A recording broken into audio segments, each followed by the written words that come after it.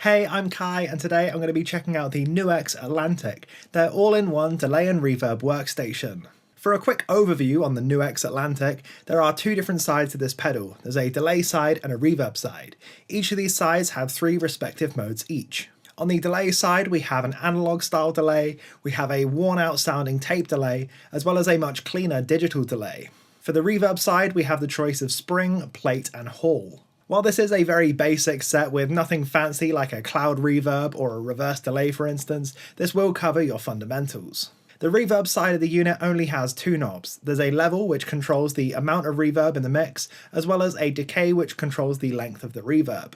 The delay side of the pedal is a touch more complicated with three knobs here. You've got a mix control, you've got the amount of repeats of the delayed signal, as well as a time knob. And the time knob has different subdivisions for the tap tempo that I'll touch on later. Confusingly, they've opted for fractions rather than notes for the delay subdivisions. So instead of a dotted eighth note, you have 3/4 here. Both foot switches pull double features. This is the same sort of thing we saw in the NuX Queen of Tone that I checked out recently.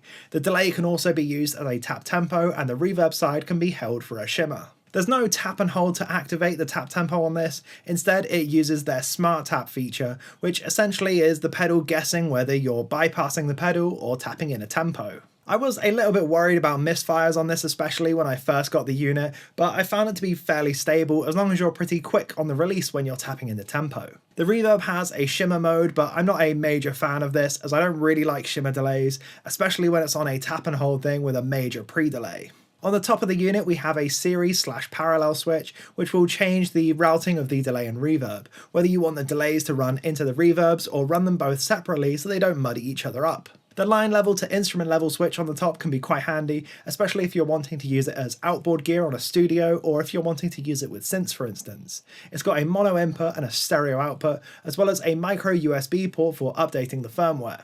With that, let's get into some tones. I'm going to start on a Fender-y style amp in the Fractal FM3. I will of course get into some higher gain territory later on in the video.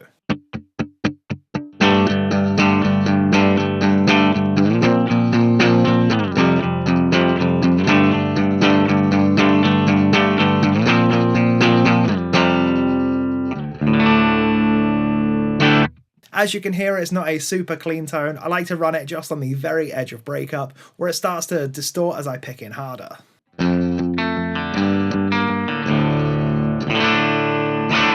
Starting on the delay side with the switch set to 70s, this is going to be the analog or BBD style delay.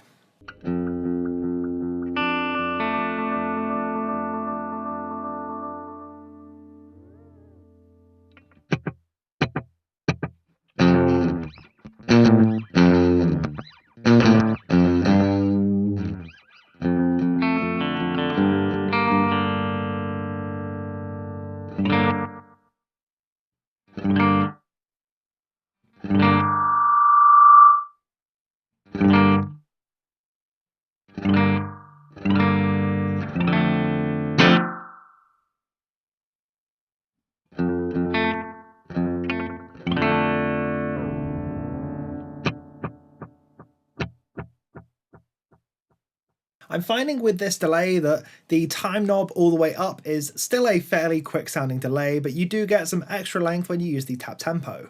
With that, we'll now check out the 60s delay, which is the very worn out sounding tape.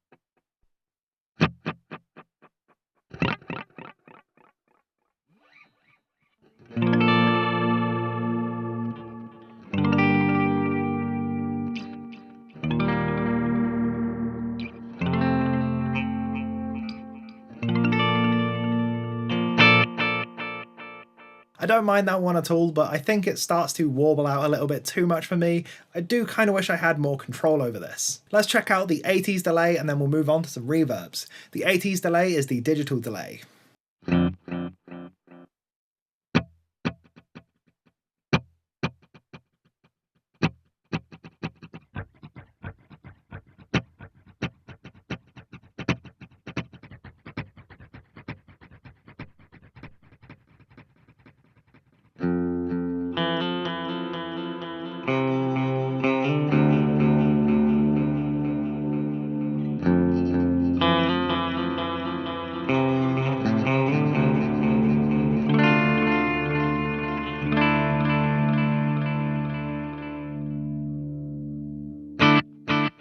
I actually think I'm hearing sort of a multi-head delay there where it's not completely linear to the time that I've tapped in.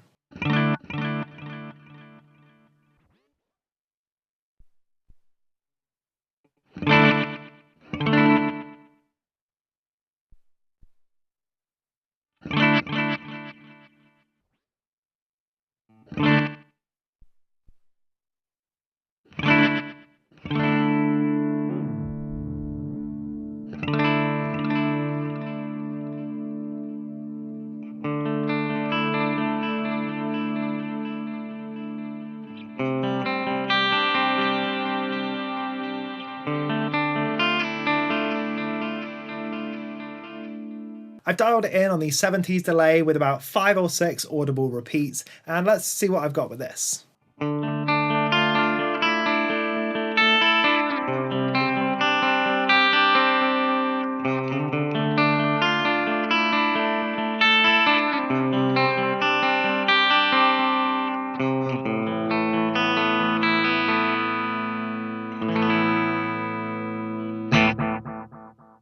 Let's now try out the reverb side. I'm going to start on the spring reverb.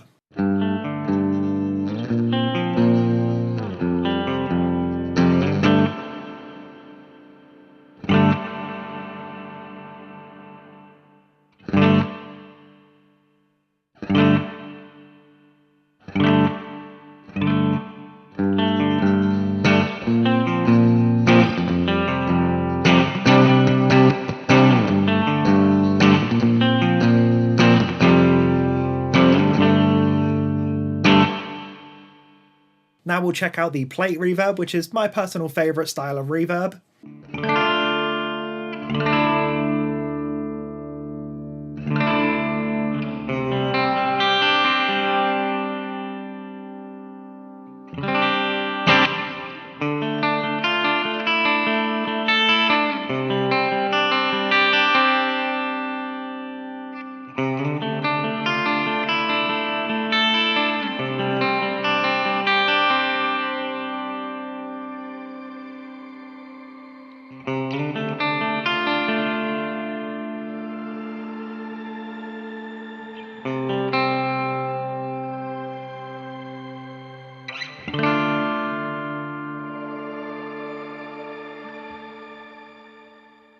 Yeah, so I'm really not feeling the shimmer, but the plate itself sounds great. We'll now try out the final reverb mode, Hall.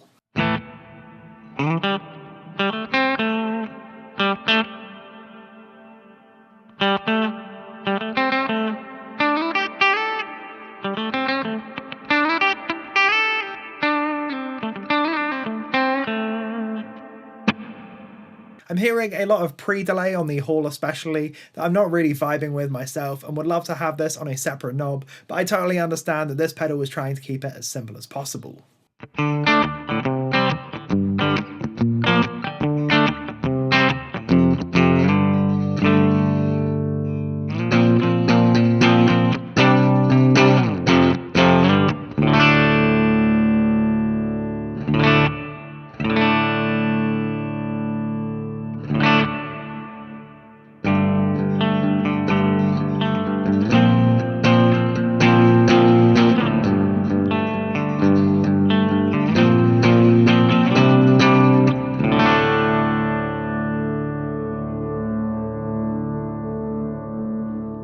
I think the shimmer mode on the Hall is actually more of a hold feature. I didn't hear any of the upper octave sort of things going on with that, so I'm guessing it's just like a freeze reverb.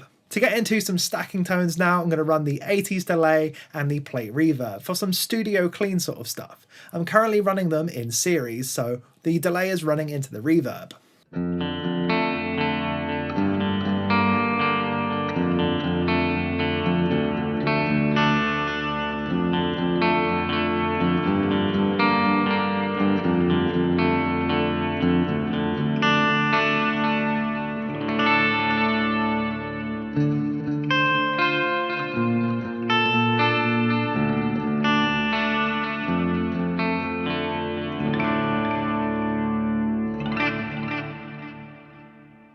Flicking the switch from series to parallel changes the routing of these, splitting the signal and sending it to the delay and the reverb sides independently before merging them together afterwards. This means that they don't muddy each other up as much. Let's go for the 60s delay and the hall reverb, and then we'll get into some higher gain stuff.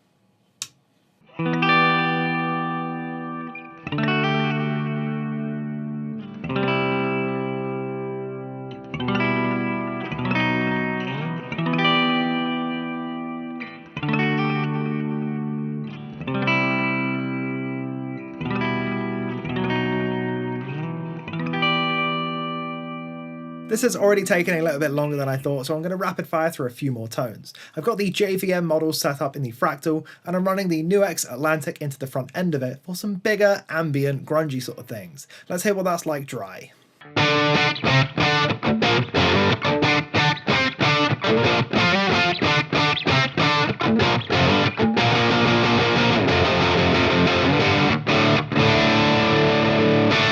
Now with the NuX Atlantic into the front end of it.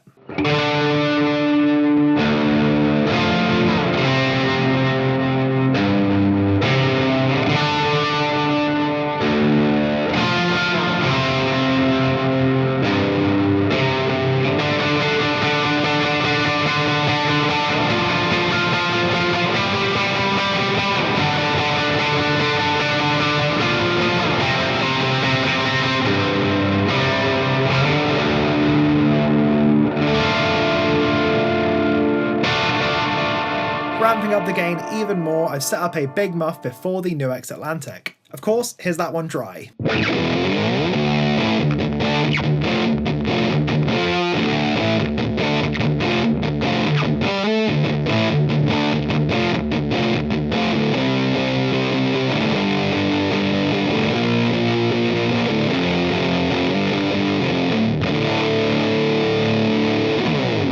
And with the NuX Atlantic.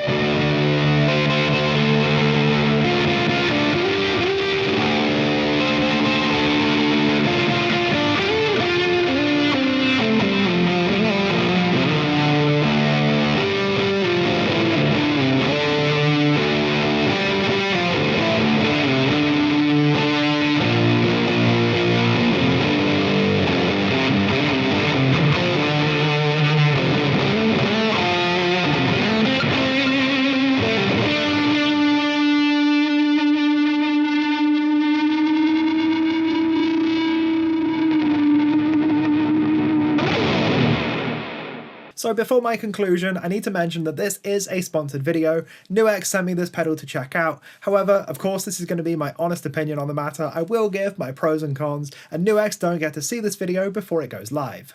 Since this unit comes in at under £100, at least here in the UK, I'd say this is a fairly easy pick if you're after something simple to use and you just want that all-in-one time-based section.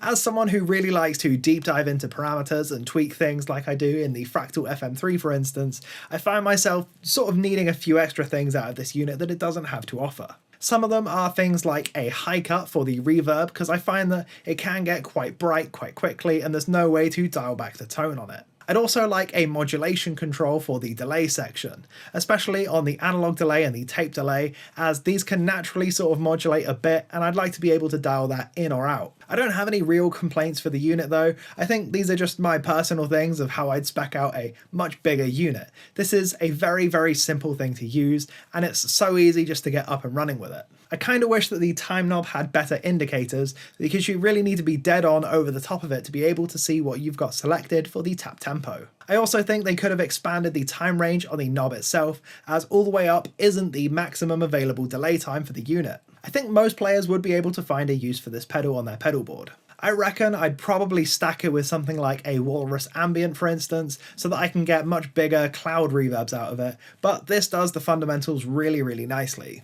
Let me know what you thought of the NuX Atlantic in the comment section down below. Thank you ever so much for sticking around to the end of the video, I do really appreciate it. If you'd like to check out another video on my channel, there'll be a link on screen for you to do so. Other than that, that's everything that I've got for this video, so thank you for watching. I've been Kai.